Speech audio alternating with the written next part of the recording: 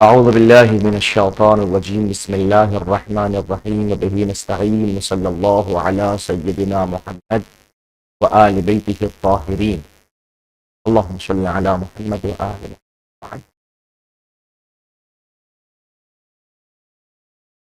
قال رسول الله صلی اللہ علیہ وآلہ وسلم تعلم العلم. حضور سرور کائنات صلی اللہ علیہ وآلہ وسلم کا ارشاد گرامی ہے کہ تعلم العلم، علم کو سیکھو، علم کو حاصل کرو، علم کو پڑھو. یا رسول اللہ، اگر علم کا حصول آپ حکم دے رہے ہیں حصول علم کا، تو آخر وجہ کیا ہے؟ سبب کیا ہے؟ ہم علم کیوں حاصل کریں؟ فرماتے ہیں فَإِنَّ تَعَلَّمُهُ حَسَنًا، اس لیے کہ علم کا سیکھنا، علم کا پڑھنا، علم کا حصول ایک نیکی. کون انسان ایسا جو نیکی کے حصول کے لیے کوشش اور کاوش کرے گا؟ فرماتے ہیں وَمَدَارَسَتُهُ تَسْلِيمٌ، اور اس کا تکرار کرنا، اس کو دوسرے کو درس دینا، اس کو دوسرے کو پہنچانا، یہ اللہ کی تسبیح کا حکم ہے. یعنی اگر ہم کسی کو علم دے رہے ہیں، کسی تک علم پہنچا رہے ہیں، تو یہ فقط اور فقط ہمارا عمل نہیں ہے، در حقیقت تسبیح پرورت. اور فرماتے ہیں والبحث عنہا جہاد، یاد رکھو علم کے لیے تفحص کرنا، علم کے لیے جستجو کرنا، علم کے لیے کدوکاش کرنا، علم کے لیے مسلسل کوششیں کرتے رہنا، اسی کا نام جہاد. حالانکہ گفتگو ہو سکتی ہے کہ جہاد کا مطلب ان کا سر کاٹنا نہیں ہے. اسلام کہتا جہاد تحصیل علم کے لیے کی گئی ایک کاوش. ہم سب کو حضور صلی اللہ علیہ وسلم کائنات کے بتائے ہوئے راستے پر چلنے کی توفیق مرحبا. الثانية يستحب التباعد بين البئر والبألوءة التي يرمي فيها ماء النزح بخمس أزرع في الأرض الثلبة بضم الصاد وسكون اللام، أو تحتية قرار البالوعة عن قرار البيل، وإلا يكن كذلك بأن كانت الأرض رخوة والبالوعة مساوية للبئر قرارا أو مرتفعة عنه فبسبع أذرع. گفتگو چل رہی ہے اس وقت بئر اور بالوعہ کے درمیان فرق کی. مطلب یہ بالوعہ کیا ہے؟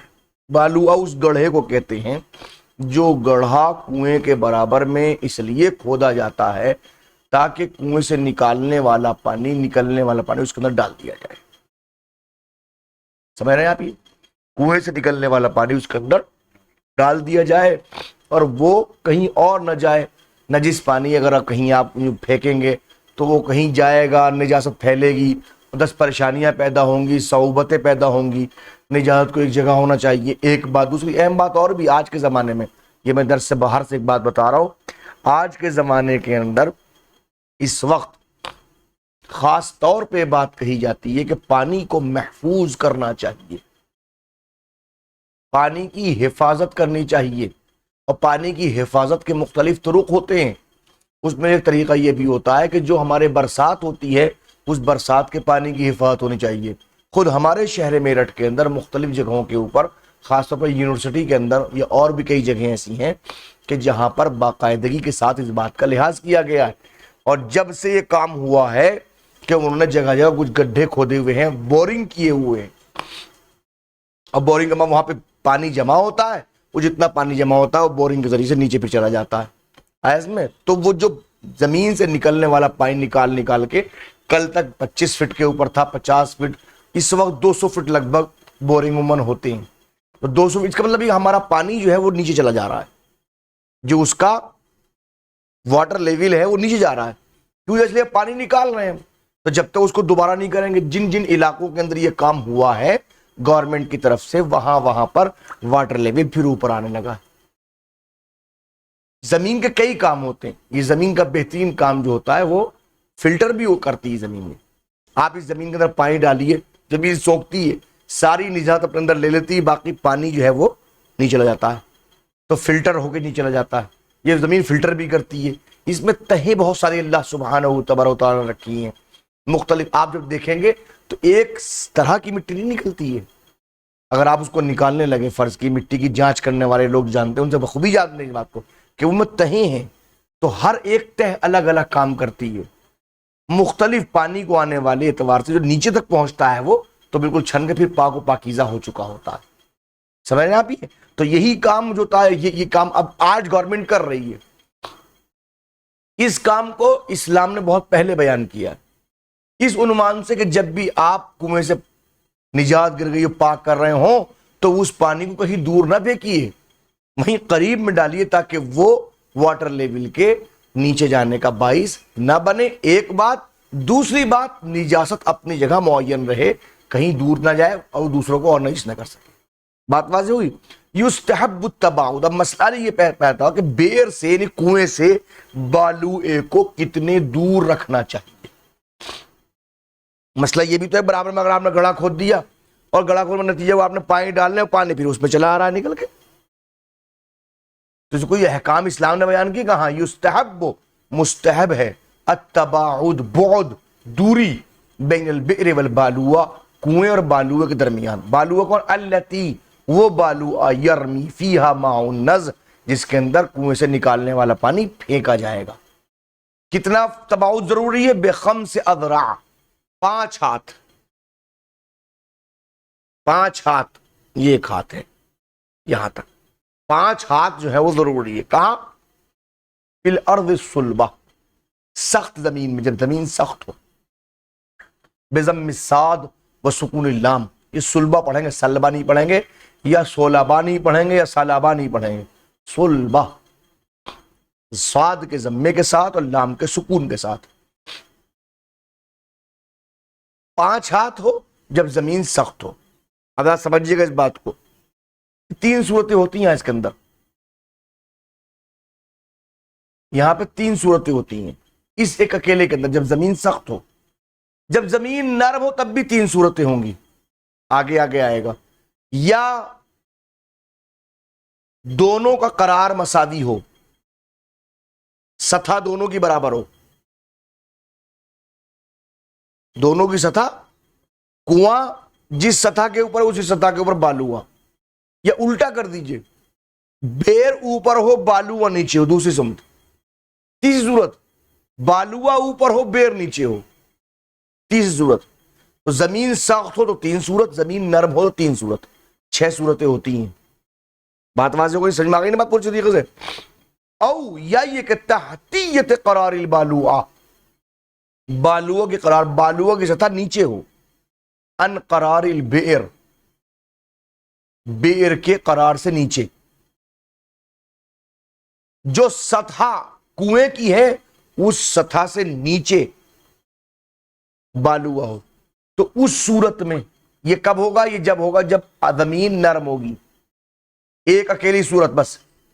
وَإِلَّا، اور اگر ایسا نہیں ہے، وَإِلَّا إِن لَمْ يَكُنْ كَذَلِكَ، اور اگر ایسا نہیں ہے، کیا مطلب؟ بِأَنْ كَانَتِ الْأَرْضُ رَخْوَةً، کہ زمین رخوہ ہو، صلبہ نہ ہو، نرم ہو.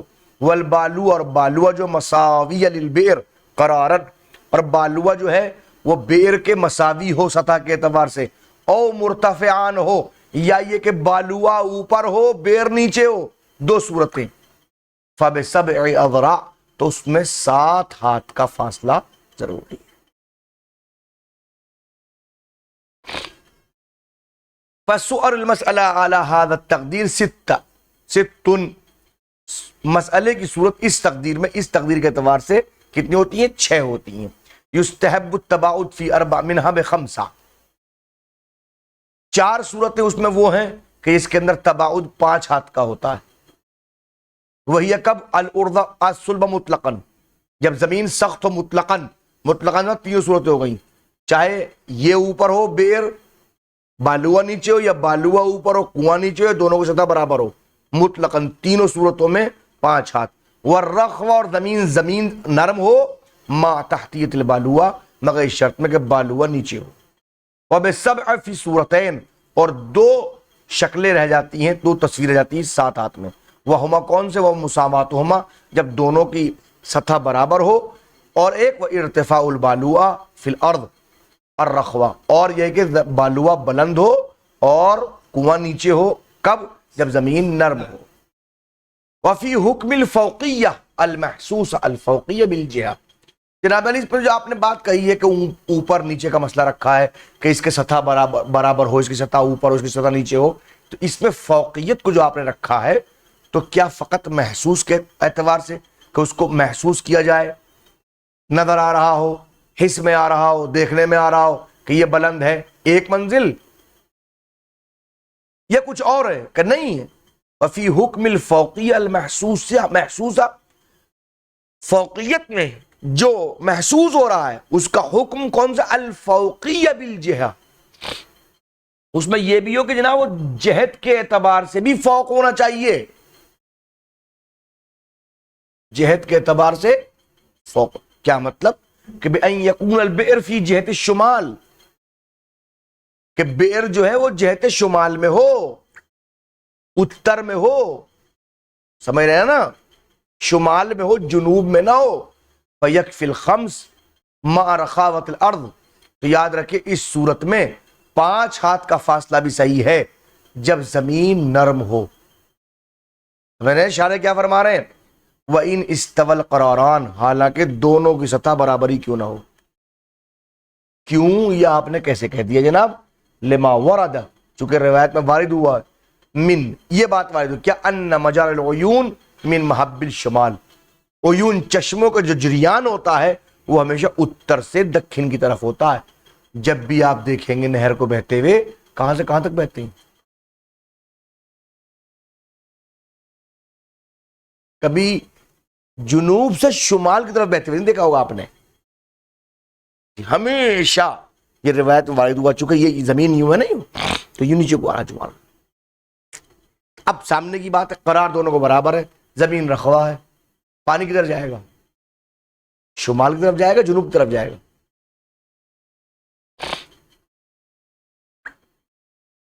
پانی کدھر کی طرف جائے گا؟ شمال سے جنوب کی طرف جائے گا، جنوب سے شمال کی طرف جائے گا؟ ہمیشہ جریان جنوب کی طرف ہوتا ہے، شمال سے ہوتا ہے، جنوب کی طرف ہوتا ہے۔ تو اگر زمین فرض کی وہ بھی ہے تو عیون تو ادھر کو جاری ہوتے ہیں نا، جنوب کی طرف کو، ٹھیک ہے نا۔ وَلَا تَنْجِسُ الْبِئْرُ بِهَا، اور یاد رکھیے کنواں نجس نہیں ہوگا، بِهَا یعنی بالبالوئے سے کنواں نجس نہیں ہوگا۔ وَإِن تَقَارَبَتَا، حالانکہ دونوں متقارب ہی کیوں نہ ہو، قریب قریب کیوں نہ ہو، بالکل قریب قریب ہیں، تب بھی بالوئے کے ذریعے سے کنواں نجس نہیں ہوگا، مگر کب ہوگا؟